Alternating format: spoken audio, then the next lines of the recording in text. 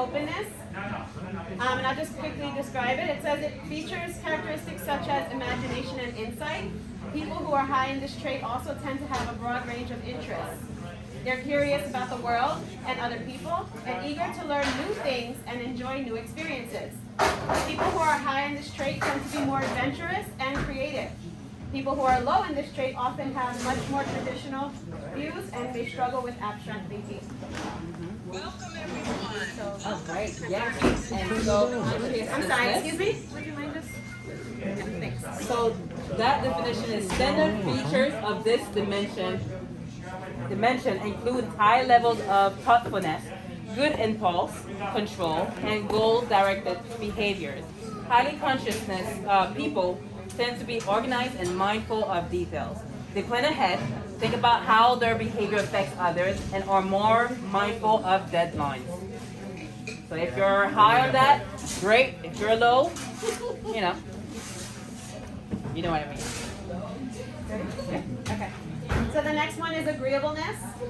So this includes attributes such as trust, altruism, kindness, affection, and other pro-social behaviors. People who are high in agreeableness tend to be more cooperative, while those low in this trait tend to be more competitive and sometimes even manipulative. There you go. Agreeableness. And last but not least, Yes. This personality dimension includes attributes such as trust, altruism, kindness, affection, and other pro-social behaviors. People who are high in agreeableness tend to be more cooperative. wait a minute. I skipped extroversion, so we're going to backtrack and we're going to go to the E. Oh, My bad. I just said agreeableness. that's okay, and I went there with you. Extroversion is characterized by excitability. Thank you. Sociability, talkativeness, assertiveness, and high amount of emotional expressiveness. People who are high in extroversion are outgoing and tend to gain energy in social situations. Being around other people helps them feel energized and excited. People who are low in extroversion tend to be more reserved and have less energy to expand in social settings. Social events can feel draining, and introverts often require a period of solitude and quiet in order to recharge. Okay, now we're going to go to the last one, the N. We kind of spelled ocean wrong. That was my mistake. Neuroticism is the N in ocean, and it's the trait characterized by sadness, moodiness, and emotional instability. Individuals who are high in this trait tend to experience mood swings, anxiety, irritability, and sadness. Those low in this trait tend to be more stable and emotionally resilient. So that's the description of the traits that you just kind of found out about yourself, or maybe you always do it. So we just want you to take a moment to let that sink in, look over your results if you have not gotten a chance to. Most of you should have. And I guess the question we really want to ask you is there anything about this test that surprised you, about your results that surprised you? So as you were looking at your results, is there anything that surprises you? You can feel free to share, or you can just talk in more general terms, but we do want this to be a discussion. So we are asking if there's something that surprises you, and then thinking about why.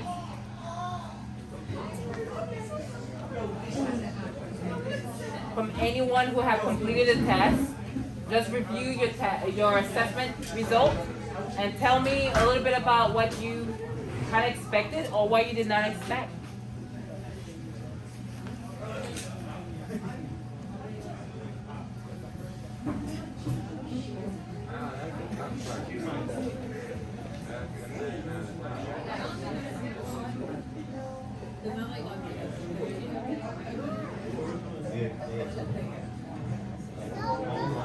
Anyone?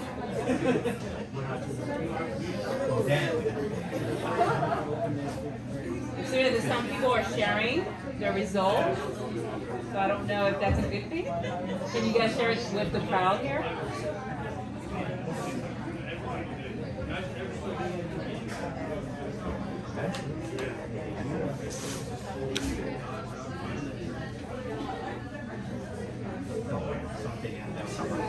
I'm gonna pull on you. Yeah, we're gonna.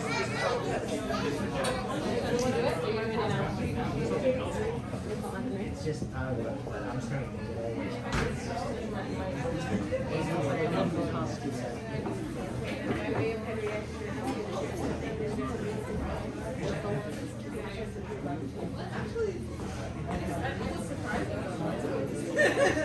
So Melissa's sharing, so we're just gonna have one voice, please. I got it. I guess the biggest surprise is that I wasn't surprised. I don't know, maybe it's because like I'm older now than what I like when I was in my 20s. So it's like I have a stronger sense of who I am, like my strengths, my weaknesses, when just ignore like that. So yeah, I'm not that surprised. But it's nice to see it in writing. That's a nice part. And Emma, thank you so much. Thank you, Melissa.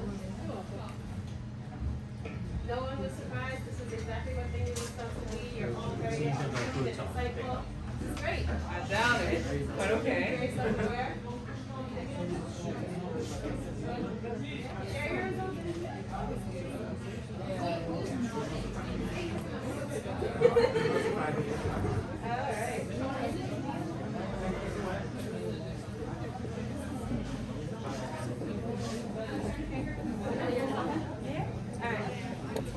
All right. All right, so by your silence, I'm going to assume that you were not surprised, that you guys are very insightful, very self-aware, and this is great because you're going to need that for our following activities. So keep that in mind. Don't put your results away because later on we're going to be doing something where you'll need your results in order to complete the task. All right.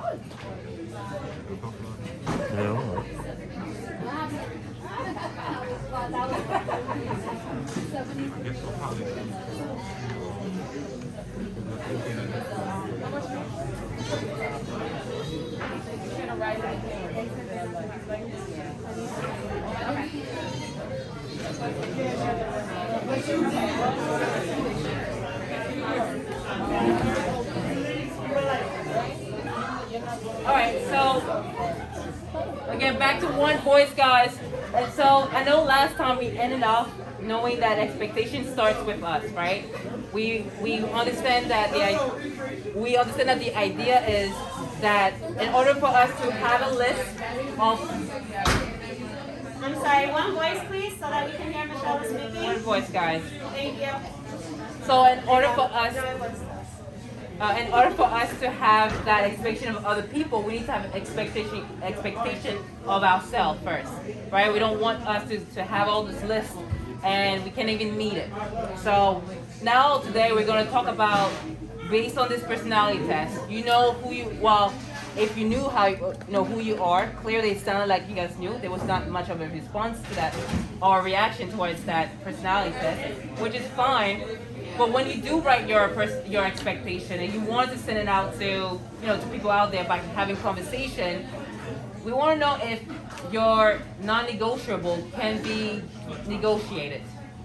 How do you guys feel about renegotiating your non-negotiable? Because again, those lists may meet yourself. You may actually meet it, but what about if someone else can't meet that? Yeah, I don't think that's a good thing because, you have to stop and think. If I renegotiate something that I said I wouldn't, can I live with that? And, we might try, but in the end, it always turns out that we really can't live with it. So it's better to just stick to your guns. If that's something that, is important to you, stick to it. Don't change it because in the end, you're going to turn around and say, I wish I had not changed it because more than likely that's a part of you. And that's like changing yourself to meet, some other situation. And I wouldn't change that. So you wouldn't change that at all. I wouldn't. Just what the non-negotiable. You wouldn't change your non-negotiable, but you would, negotiate the ones that are more open to change. Okay. Anybody else who have a different perspective? Abigail. I think before you even answer the question, you have to think about what your values are. And I'm sorry, can everybody hear Abigail? No? I was saying before you even tell yourself you're gonna think about negotiating your Non-negotiable. non-negotiable. You have to clarify what does that even mean? Because are you gonna negotiate your values?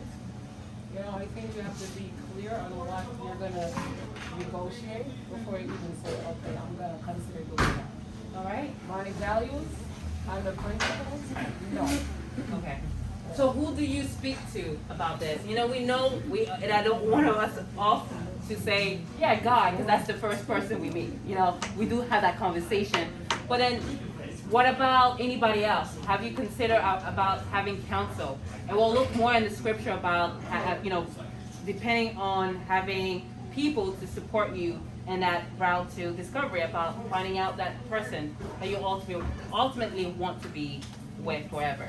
So let's talk about that. Who do you talk to about this type of conversation? I mean, okay. Yeah. Based on the fact that we're speaking in the context of relationships, as I mentioned before, when it comes on to your principles and values, like there's some things as a Christian that you're not going to negotiate. But if it's something that has to do with like a personality trait or a habit, I feel like if you talk with, of course, the person first of all before you think about even counseling, I try to understand from their perspective why they have these things, in place that they value or why they have these habits. It will kind of help you to kind of understand how they do what they do. And in that, you'll gain some level of insight and respect for what they value. And maybe you can say, you know what, I never looked at it that way. I probably give it a try. That's how I see it. In terms of negotiating, but the principles and the values. The principles and the values won't change, but you will, alter those expectations if needed. Let me share something. Let's say in the church and have some other meeting together. Each one will bring the dishes to the church. But whatever based on their cook what they like, they bring one dishes will be maybe leftover dishes to bring to the church for sure. That's negotiable or the accepted whatever that one person's generosity or loving kindness to bring to the church and to share with others. This is a negotiable. Non-negotiable is that let's say someone come to church just having fun, cheery up, just meeting friends at a church, doesn't want to know about Jesus. The church is open for everybody to come to know who Jesus is. This is non-negotiable for that person. For me, like just to come to a church, have a church, social networking. Yeah. Social as a church. I like that. So depending on your community, right? We want to depend on a place where you go to, and worship on Sabbath, right? We go on Saturday, we go to church, and we have counsel. And oftentimes what we do to ourselves, which is very discouraging, or is a disservice for us rather, is, happy Sabbath. Oh, happy Sabbath. How are you? I'm doing well. God be the glory. God is good all the time, God is good. And that's it. But down deep, that you have problems. You have problem with your relationship. You have problem. You're feeling lonely, especially this pandemic time. You feel like no one is listening to you. So oftentimes when we act this generic, when we share this generic conversation, it at times doesn't really lead to anything but just saying hello and goodbye, right? And yes, that's Helen. Yes, it's very important that you don't have generic conversations with a partner that you are thinking about having a future with. There are really important things that you need to talk about. A lot of times there's that honeymoon phase and everybody just kind of you know, you just touch the surface of everything, you're afraid to go deeper. And it's a mistake. You need to get to know that person that you're involved with, and you really need to take the time to talk about the tough questions, because these are the things that are going to affect the relationship once you get married. You know, if it's something that is bad now, it's going to be 10 times bigger when you're married. So you really, really should not back away from questions or situations that make you uncomfortable, because those are the things that are going to define your relationship later on. Yeah. And we're talking about even like having that one-on-one with that person who you potentially want to be with in the future, but even with the community, like when you have your friends and you want to counsel about, hey, do you think I should negotiate my my non-negotiable? And in Proverbs 19 verse 20 through 21 talks about listen to advice and accept instruction, that you may gain wisdom in the future. Many are the plans and the mind of a man, but it is the purpose of the Lord that will stand. So when you have the conversation with someone who are non-Christian, it's a different advice that you're going to get compared to someone who is Christian, right? We have those conversations. It sounds different because it is different. And so they will always get you back to the scripture to say, hey, you know, let's look about it. Let's pray about this. Let's identify the things that you may not want to have being a non-negotiable because it's not realistic. And so talking about the non-realistic, we're jumping into the next topic, which is how far is too far? How far is you having your ideal package stating that, okay, I want X, Y, and Z, and remind you, you can't even meet those expectations for yourself, but you wanted someone to meet that for you. How far is too far for you to say, I'm not going to negotiate those? And that's a question for you guys. So basically, you know, a lot of times we have our checklist when we're looking for a partner. We want him or her to have a career, let's say, right? Maybe we want that person to be a God-fearing person, someone who goes to church. We want that person to be able to be independent enough to take care of themselves.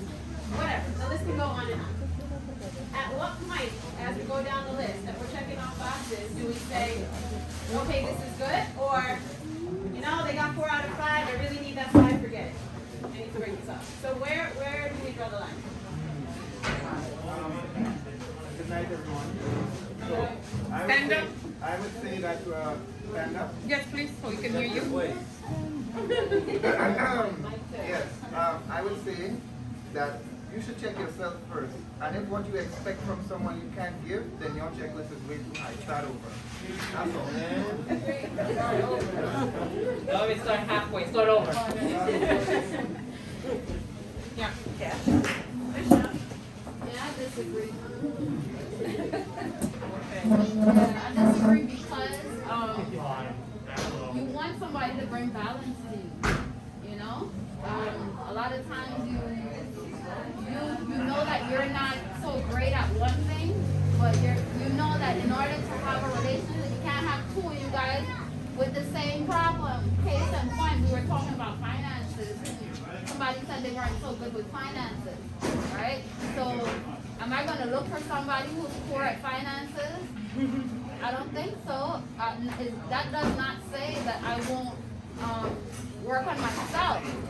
That doesn't negate that. However, we're going to be in a poorhouse if both of us, you know, can't handle the finance. So in that regard, in that context, but I can see the value of still checking yourself though. Yeah, I can see the value of that. Nothing against that, but I know for sure that we don't want to all have the same problem. Yes, Carlo. I agree with both of them, but also you have to look for you too, because you know you have to look at the benefit, whether or not this relationship is really benefiting. No, he's benefit. Because it's not benefiting, you're probably wasting your time. If you're not benefited in some way, or you're learning from this person has a better finance from you, you know, you really admire how they spend their money and their time, and you just down the relationship because you want somebody to be with, you're not going to waste your time. It's not going to work. And so being vulnerable to knowing that, hey, I don't have it all together. This personality test that we took, it shows you a little bit that you're not always agreeable, right? You're not always going to be that hyped and excited about certain things, right? Depending on your result. So for you, when someone is giving you that opportunity to say, hey, I do have this on my end, let me teach you, is to allow that person to teach you. Be open to be taught, to be a student. Yeah, I like that. And so, we're going to the next. I'm going to quickly share Proverbs 15:22 just to piggyback off of that. It says, without counsel, plans fail, but with many advisors, they succeed. So, to her point, yes, if you think that you're just going to work it out on your own, you're not looking for advice from others, and you don't have to be looking for advice from everybody, right? I kind of want to hear about that as well. But with the advice, with the help from others, with understanding that you don't have it all together, with understanding that there's room for you to grow, and that person that you are seeking a partnership with can be someone who can support you in that way, that is how you will be successful. But getting back to Michelle's question, who do you seek advice from? Because we want to say God, but do we always just listen to God's voice? Are we always listening for God's voice? Are we always truly praying when we're attracted to somebody? Or do we go by what we see and what we like? So who do you get advice from? You have to be open to hear advice from people who really care about you and love you, because when you are in the situation with that person, you don't see objectively what other people see. So it's very important that you take into consideration things that people tell you, especially those people that truly, truly care about you and love you. Yeah. Because they want the best for you. And they can see better, than you, because they're on the outside looking in. I like that. Having that counsel depends on who you can feel comfortable with, right? You don't want to just randomly vomit all your dirty laundry. We're not asking you to, but having that one-on-one, that's why having mentors. And the book of Titus, it talks about having mentors, and having the older woman or older men to mentor the next generation. It's really important for us to know what's happening, especially nowadays. In the entertainment world is teaching us right now, and we're like, okay, this is how it looks like, but not realizing that they're actors and actresses. When they're done with the day, they go back to their actual life. They stop what they are actually being trained to do, which is deceiving us to say that love is happily ever after, when in reality it's not. It's an ongoing process. It's an ongoing challenge. And so now let's talk about it. Since it is an ongoing challenge, we know that before marriage, there's a stage where you get to know that person, and it's either called, and for my view, and what I always believed was dating. But then now I've been an Adventist for 2 years, and I'm realizing there's a thing called courting. What is that? Are those the same, or are those quite different? I can't hear you. Oh. So when you're dating, now my idea of dating is, do I really have? Just speak louder. Alright, so my idea of dating, right, versus courting, most of us, the type of relationships that we have that we call dating is actually should be reserved for courting. Because dating, like right now, this could be dating. We can all just get to know each other, get to know each other's personality, just pull somebody aside and just get to know them. We don't have anything connecting us per se, but we're getting to know each other. And that's what my idea of what dating should be. So you should be able to not be tied to one single person. You should be able to shop around, see what's out there, get an idea, but then eventually you start to narrow it down and say, okay, these couple of people, or maybe one or two, or maybe you end up at one, and you say, okay, this person seems to match a lot of what I'm actually looking for. I am now willing to go into sort of what I would call a courting session, where we should be going into it with only one idea. the idea that we are looking for a life partner. Not going into a relationship because we want to fill a void or we just want to be in a relationship, right? Because a lot of times we do that just because we just like someone, but then we end up in heartbreak, we end up in all sorts of mistakes. So it should be that we go into it saying, I see you as a potential life mate, so I want to court you, find out about you, and see if I'm really going to say yes. And if it doesn't work out, right, then you say, okay, this doesn't look like it makes sense, then let's move on. Because there's a saying that God doesn't talk to one person at a time. So you might be, oh my gosh, he's the guy for me. God is telling me he's the guy for me. But God is not telling him the same thing. And then there's this, and then you're fighting like, please love me, or vice versa. Let's take it so, so it should be that we're going in to see if we're going to marry that person. And if we're not, then we leave that situation and put ourselves back on the market and we just talk to people and get them. So that's how I see dating versus courting. One, it's with serious intent, and the other one, you are not tying yourself down to someone. All right. I see Roberta, and then I'll go to Cora. So what does Wait, the... Oh, that's okay. Go ahead. Go ahead. So, with regards to what you said of dating and the courtship, among your generation now, when does the word exclusivity go into the picture? Is it in the courting? Like my daughter said, we are in the courting stage, so we are exclusive because you cannot court 10 women, right? So is that the exclusivity stage? So that's what I'm saying. So the dating, we still in dating, we become exclusive. So that if we're exclusive, courting and dating, how do we separate the two? Because now in the dating process, you're not available to anyone else.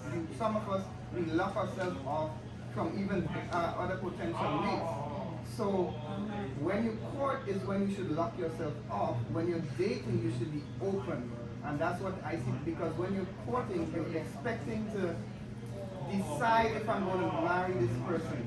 And I believe also that the courting process should have a certain limit. We shouldn't be dragging it on, saying, well, maybe this year, well, maybe next year.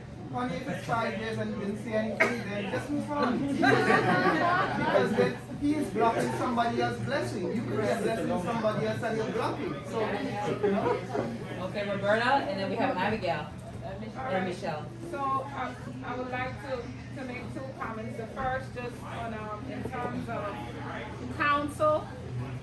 Yeah, I'm going back.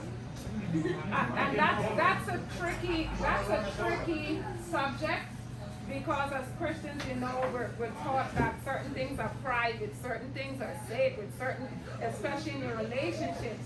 And what I find is that because of that, there's a pressure to not want to say anything, and not knowing when to say something, and not knowing when to really reach out for help. So by default, we tend to just keep everything in. And then when everything hits the fan, everybody's talking. And so we have to come to a place where we can find that balance of knowing when to speak, when to reach out for help, when to get counsel, who to counsel with, who to talk to.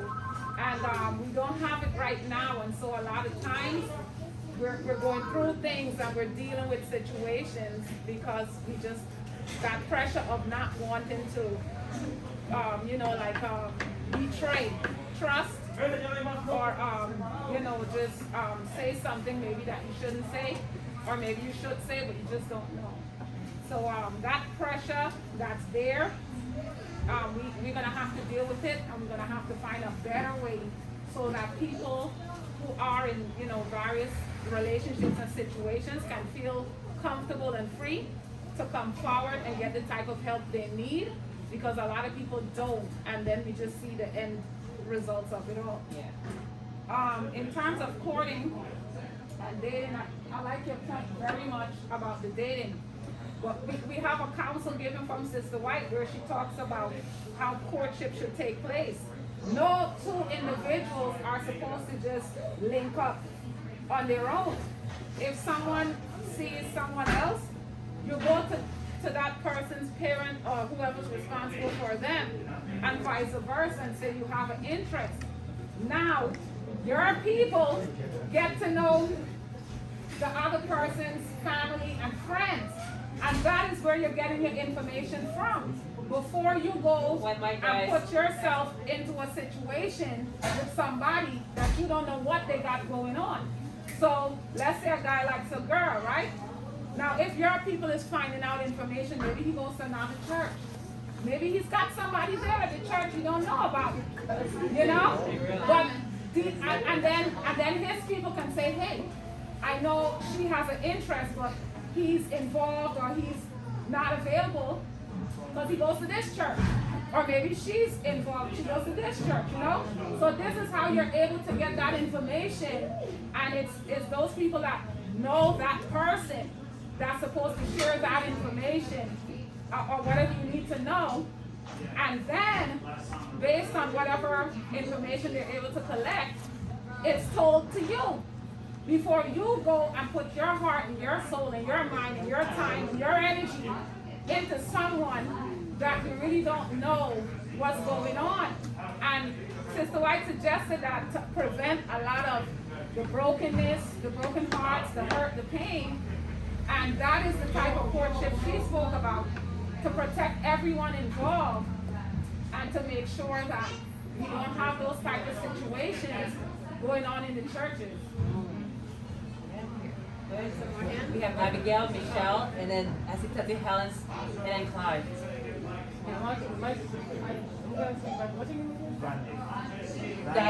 Daniel, could you explain that process? Because I've heard from men before that there's almost like this pool that they choose from, like a dating pool. You kind of referred to that a little bit. Right. And I would like, not just you, but like even two other males to kind of chime in on that. Because I think it's kind of cliche where you're going to say, all right, I'm going to use my time now in dating to get to let data, because that's what you're doing, is meeting these different women. But at the same time, you're expecting them to say, okay, I'm expecting the fact that you just want to see if you have an interest, you're just trying to know me as a casual person. But if the female did that and said, hey, you know what, I just know this guy is a casual person, or, you know, it just, based on culture, it doesn't come off ladylike, if I put it that way. So it's almost like a double standard, because if you express interest in me, even just to say, all right, we're collecting data, I mean, there's going to be things that you do and say that's going to almost make it kind of, not really exclusive, but make it kind of like intimate somewhat. And then to hear that you're doing that with somebody else, even if you're just gathering data, you know, that can make the situation kind of, you know, interesting. So my question to you is, if you could just explain to me, how does that work when you say the dating versus the courtship? Courtship, I kind of have an understanding of it because the intention is clear. But how do you explain the process of dating? Right.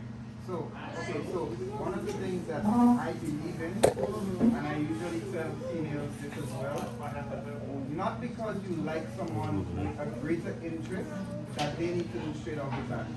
Right? So I can like you. I'm sorry, she didn't hear. So yeah, I said not because you like somebody with a greater interest than just a friend that they need to know immediately. Because when you automatically express that interest, the reaction or the interaction becomes not genuine a lot of the time. Because some people try to do things to impress you and you to do the same as well. So what I consider the dating process is just being friends, right? Now, I wanted to actually ask a question based on the last comment, because this is something that is sort of a lot of times split down the middle between the sexes. What do we think about dating our friends? Because we say we want to get somebody that we know, we want somebody with history, we want to know family. Who are the persons that we know the most about? Is it not our friends? Rather than finding somebody that we have to totally spend 2 years to try to find out their history, see if they're convicted, and things like that. But the problem is that women don't like dating friends for some reasons. But as far as I'm concerned, when I'm married to someone, or when I become married to someone, that's my friend. It's not going to be butterflies every day. We're going to be hanging out, we're going to be chilling, we're going to have each other back. So my concept of it, how I'm able to do that is that I'm friends with several people, and I'm keeping an eye on you. I'm not going to put the intimacy in there. So I'm not going to be all intimate and be like, oh, special treatment here, special, like different things like that. But eventually, if I start doing things that I like, then I'm going to reach the point where I'm going to approach you and say, What okay, mic, guys? I'm interested in something more serious. Like, and you know, you talk to the person and you work something out, and then it becomes courting because you become exclusive, right? And during that time, that's the other problem that we usually get into, is that we put too much of the intimate into where it shouldn't be, and that's what makes it dirties the water.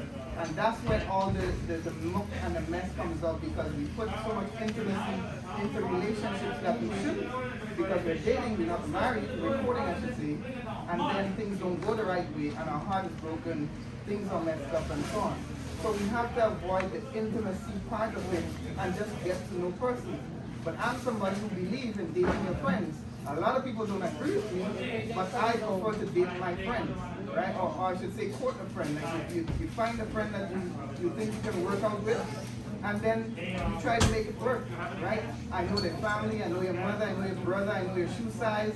I have baby pictures of you. I know you didn't start off as a guy and change to a girl, because that's a problem now. So I know you're female, so that's my kind of concept. Let me clarify what dating means. Dating means that two people get together. That's a dating. That's a definition of secular education. Dating was anybody for church. Now it's dating. To be going to with your grandma, grandpa, with your friends, with your mother, father. There's two individual persons get together. So your definition, you have to understand what is dating. I think the wise thing he said was he wouldn't tell the person anything. He would just observe. And that's the wise part, because I feel like if you said something and then finding out that you're a part of some fool as a woman, that doesn't sit well with me. I don't know what nobody else. I don't even want to be in a fool, even if it's reality. But the wise thing you said was not to say anything. We have Andrew, then we have Nick in the back. So that's the thing though. So if you're not telling these people that you're not interested, so you're not dating. So your question was, what is dating? What is courtship? If I'm secretly admiring people, it's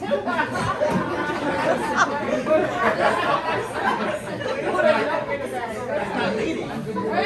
No. You're surveying your options, but it's not dating.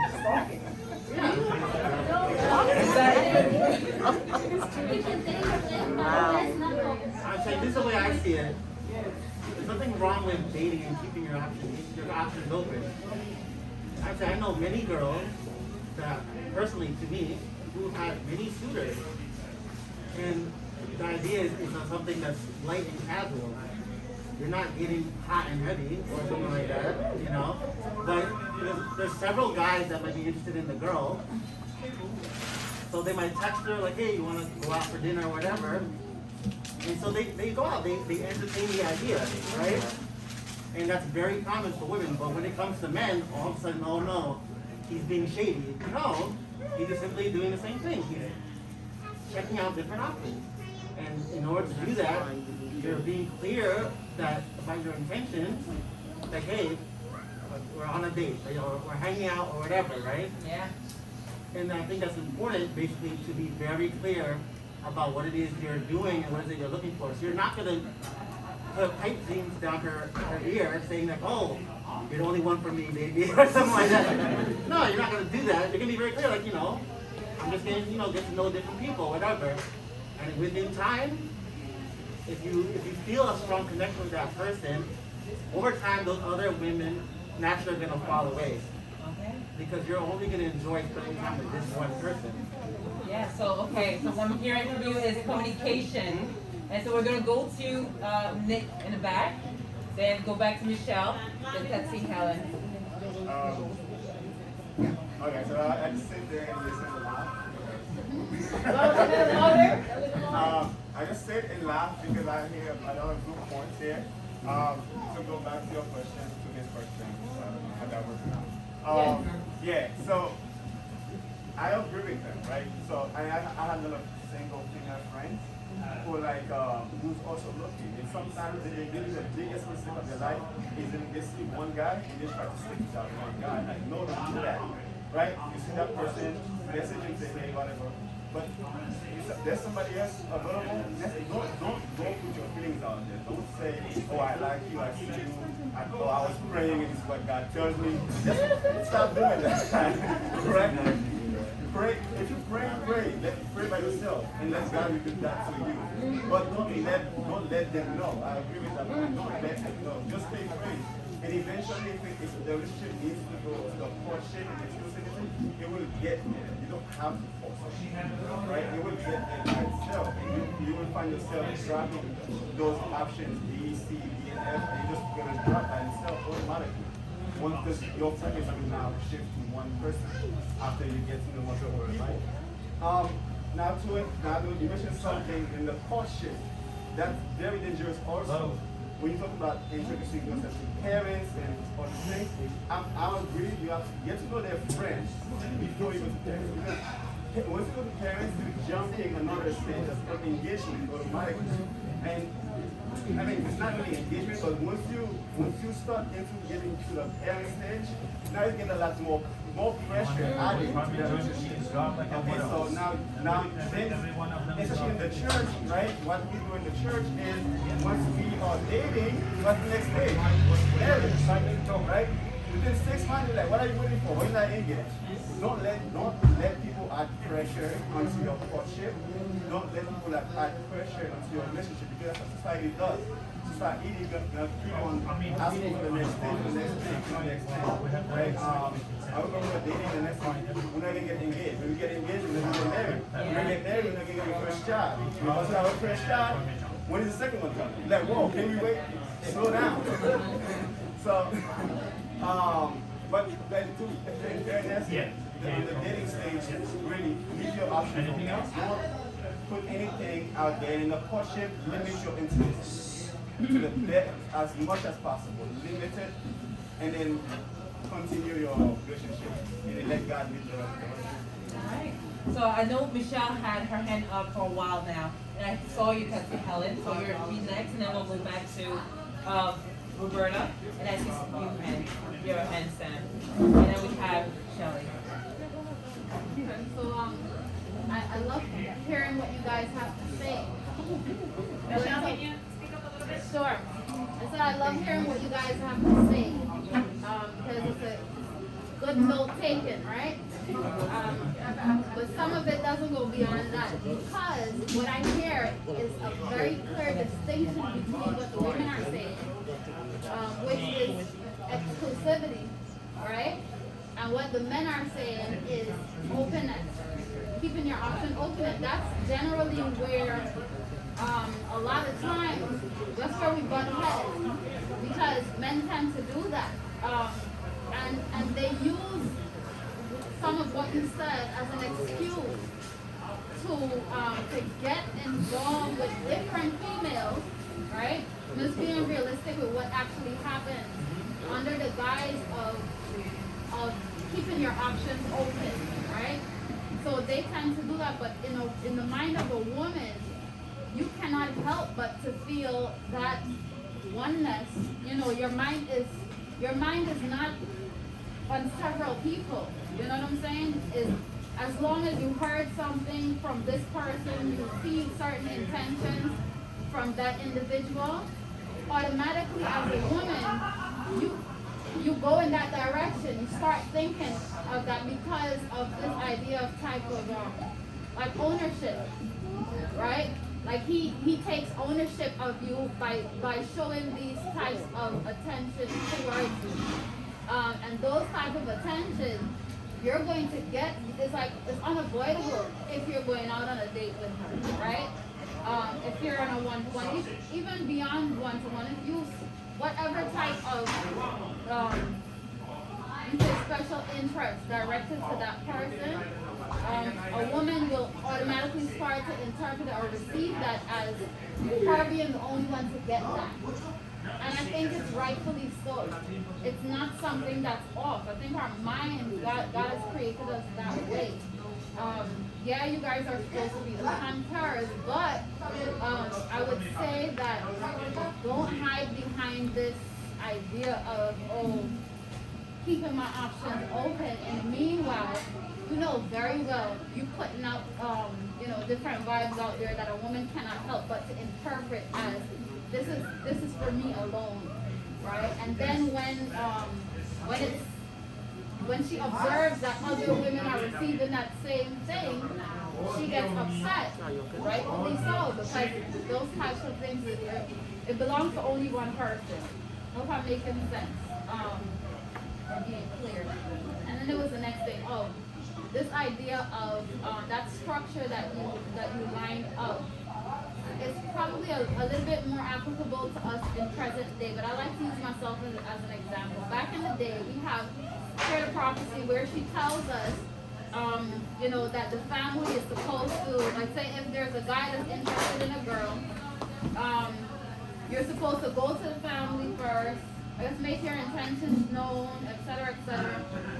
As a woman in my 30s, you're not going to my father to ask about me, right? Because the buck, it stops with me basically. So you have to kind of pass through me. So that this type of, seeking out this type of permission, if you will, from like the parents, or it just doesn't work in today's environment. So it requires a little bit of adjustment, and I think that's something we're gonna get into that, right? So I don't want to jump the gun. I mean, or that's now it's okay. I know we'll definitely go around first and then we'll jump back in. Thank you, Michelle. Cousin Helen. Yes. Yeah, so just going along with what you're saying, I understand what you're saying, and I wanted to respond to what Roberta had also mentioned about going to the family. So that's not going to happen right away for obvious reasons, right? But as Daniel said, when you get into that courting stage and you're trying to figure out whether this is the person for you, it's very important for you to get to know that person's family. And whether you believe it or not, I'm going to tell you, when you marry that girl or you marry that guy, you marry their family too. It just happens. For you to say, I don't have to, make them happy because I'm only marrying her, that is a big mistake. Because you are going to, these people are going to be part of your family, and you're going to be a part of theirs. Very, very important for you to get to know your partner's family. Very important, because you're talking about choosing this person for a lifetime, and behind that are going to come children. And are you going to want to have your children exposed to this family, this family that you never got to know? And you're going to have to, because that's going to be grandparents and aunties, and so it's very important that you get to know the family of the partner that you're choosing to marry. All right, I like that. And so we're going to hear it from Samantha. We have Shelly, and then we're going to start with the activity. Shelly, before Samantha. Is it Samantha? Samantha, yes, first. Okay. To your point, I like the idea of dating multiple people. I see nothing wrong with it. Personally, I don't think I can do it, but Can't hear you. Sam, can you repeat? I see nothing wrong with dating multiple people. Personally, I can't do it. I just feel like regardless of if you're dating multiple people, there's always one person who has more eggs in that basket than the other people. It's never split evenly, so you're always giving one person a little bit more attention than the other people. I think my issue is, and if you put something towards it, when it starts getting to intimate interactions and intimate conversations. When you start saying to the girl, I can see you as my wife, and I can see you with my kids, and I can see how our house is gonna be and how much dogs and pets we're gonna have. Now you're getting towards a whole nother venue. And when you're saying that to females, their minds are going on a whole nother way. So even if you feel like, oh, I'm just talking to this girl, I'm just feeling her out and all, that girl is already, like, her mind is already shifting. Even if she was like, I'm just feeling him out too. Her mind is gonna start, because now you're thinking about me in a certain way, now I'm gonna start thinking about you in a certain way. And that's what a lot of guys are doing. They're not doing that. And that's what's hurting us women at the same time. So when y'all done this and ghosted us, right? Now we're over here like, what just happened? Because I'm like, you just had a conversation about me. Y'all were thinking about me in the future. And I'm over here just stranded, like, on the island by myself. And I thought you were here with me. So when we thinking about relationships like that, if more men would think about it in that sense, just get to know me.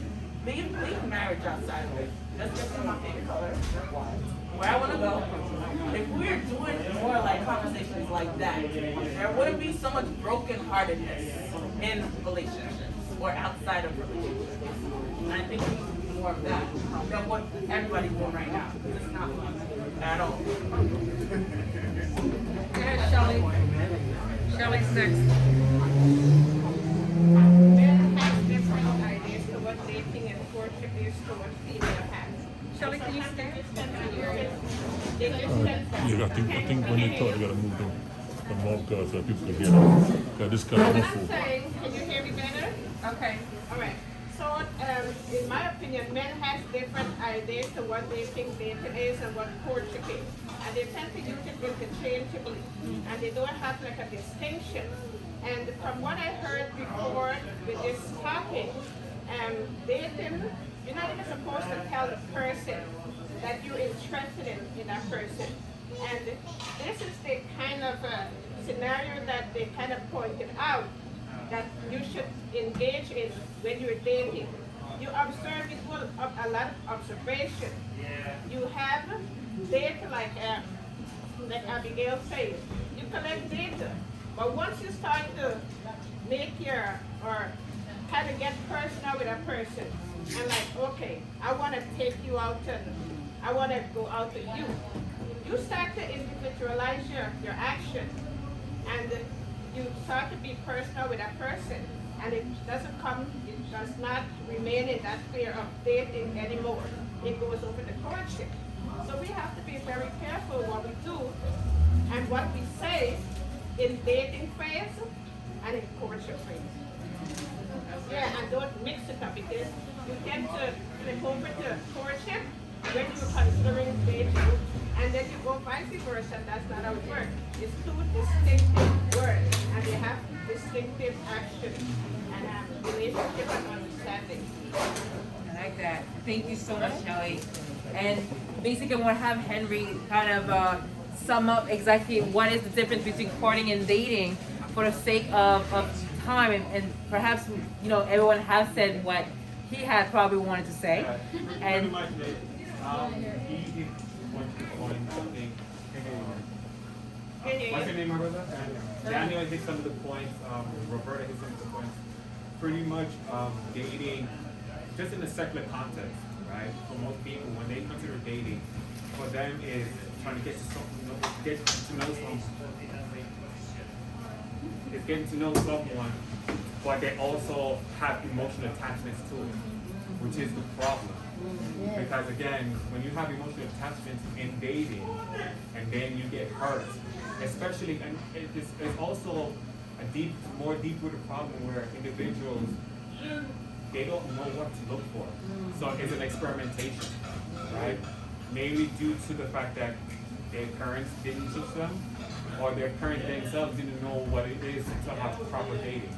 So they themselves maybe get pieces of ideas from their parents, and they take that piece of idea and go out thinking that's what they need to do. And they have all these wrong expectations of dating, and when they take those wrong expectations, then they get hurt, right? So most of the points that were brought up there was pretty much self-explanatory, because courtship is intention to actually for marriage, right? That's pretty much what it is. When you're quoting someone, you're telling someone, my intention for you is to match you up. And that's why Andrew said you have to be clear with the individual what your intentions are. Because no one wants to be deceived, right? No one wants to be led to believe something that is a fairy tale. And please stop watching movies that a lot of fairy tales are. And I'm saying this more to women because I realize they watch a lot of movies and they think love is this emotional pull. It's also cerebral. Because you need to know what you should, because we tend to have this self-centered idea of relationship is what can that person do for me? Rather than as I don't know if it was Daniel or whoever said it, is what do I actually bring to that relationship? Yeah.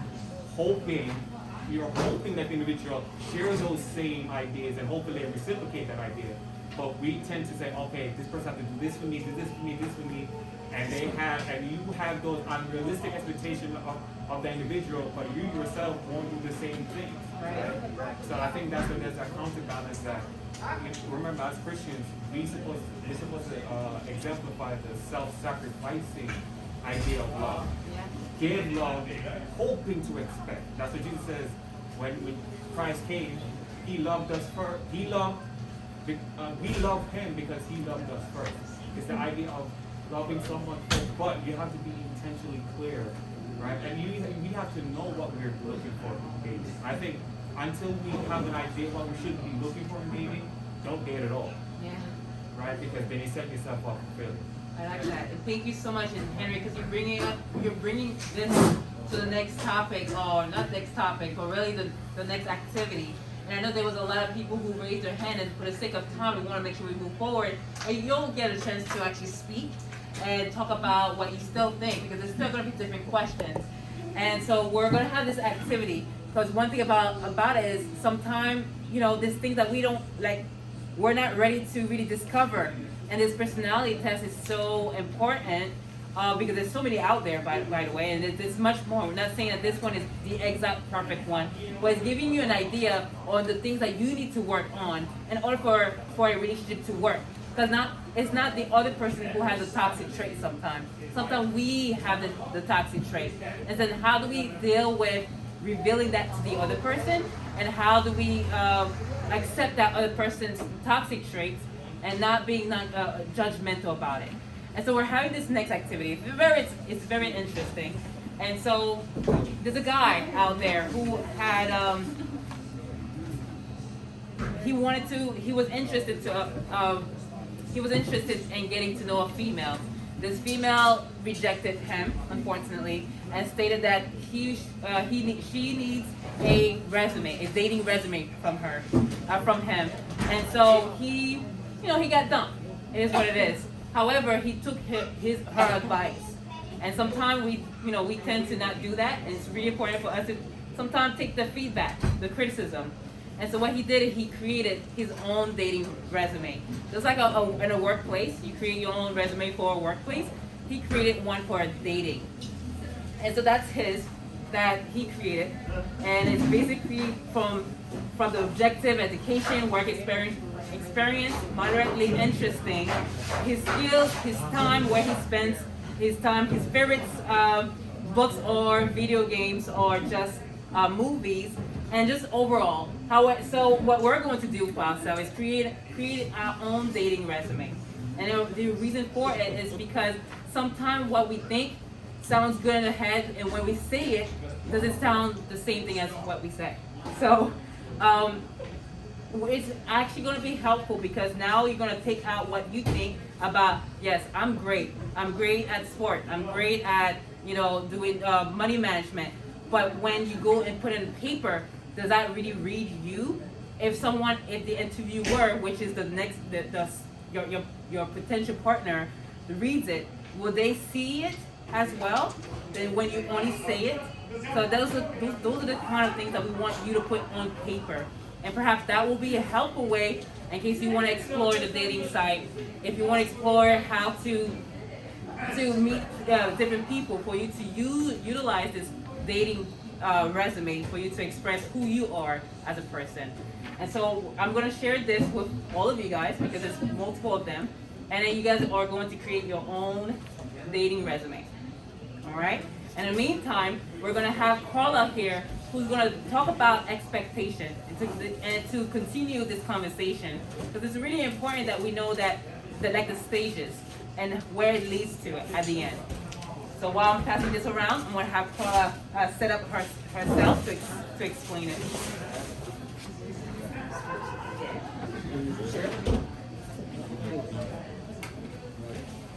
Go here.